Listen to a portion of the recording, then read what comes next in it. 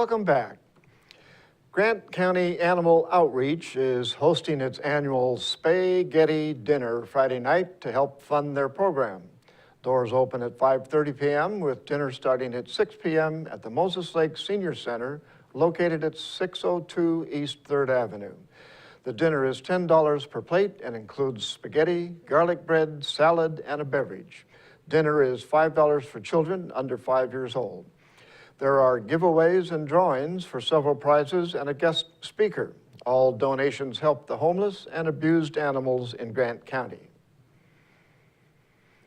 The Seroptimist International of Moses Lake presented awards to 2 women and donated to the Moses Lake Public Library Foundation. Hilda Alvarado received the Live Your Dream Award for overcoming challenges to continue her education with Big Bend Community College. She received $3,000 as part of the award. The Live Your Dreams Award is to assist women who provide the primary source of financial support for their families by giving them the resources to continue their education. Moses Lake High School senior Cassie Carpenter received the Violet Richardson Award for her work with Youth Outdoors Unlimited. The Violet Richardson Award is for young women volunteering in their communities and schools. The Seroptimists also donated $1,000 to the Moses Lake Public Library Foundation to help with the group's efforts to expand the library to meet public demand. Representative Dan Newhouse visited Moses Lake on Wednesday to discuss how the ports dispute on the West Coast is impacting local growers and producers. Reporter Devin Higgins has the story. Commissioner. Congressman Dan Newhouse was in Moses Lake Wednesday to start a 4-day tour of the 4th District he represents. The day started at the Port of Moses Lake, where the congressman got an overview of the current and future business development at the Grant County International Airport. Executive Director Jeffrey Bishop also updated Newhouse on the economic impact the current labor dispute in West Coast ports is having inland. They're currently having to air cargo out everything. It's costing them about $14 million a year in air cargo supply to Germany. On top of what normally it would be? That's in lieu of shipping by water. They're also having to bring in all of their precursor material from Japan through the port of Vancouver, BC. So it's been a tremendous impact to them, to the point so that it's affecting their ability to expand. Just as a rough number, for one container, 40-foot container, you're looking at about $2,000 to ship it ocean, where one cargo flight can be upwards of $350,000 to $400,000 per flight. So it's a significant increase in their costs.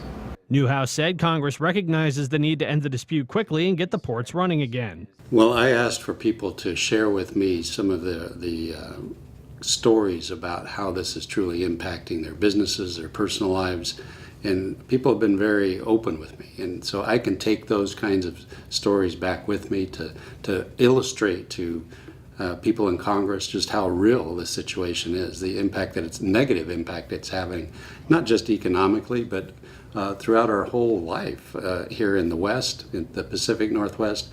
It's actually impacting the whole country at this point. This is a huge economic impact to our distribution system that we have in this country. So I don't see any resolution in sight yet, but I'll take this opportunity again to urge those two sides to do all they can to bring this work stoppage or this work slowdown to an end so that we can get back to business in the United States. The congressman took a guided tour of the area, stopping at Aviation Technical Services, Astra Technologies, and SGL Automotive Carbon Fibers. He then met with the Washington State Potato Commission and ended the day with the tour of REC Silicon. Newhouse said learning about the economic diversity in the Moses Lake area is something he can bring back with him to Washington, D.C. First of all, the airport here in Moses Lake is really quite busy. There's a lot of different kinds of aircraft taking off and landing. While we were there, there were quite a number of them. So that's a good thing of the kind of activity and the business that they're doing there. I think the caliber of businesses that we have here, the international scope of the things that are developed and refined and produced and sold from businesses here around Moses Lake is truly amazing and something that is very impressive. In Moses Lake, Devin Higgins for iFIBER 1 News.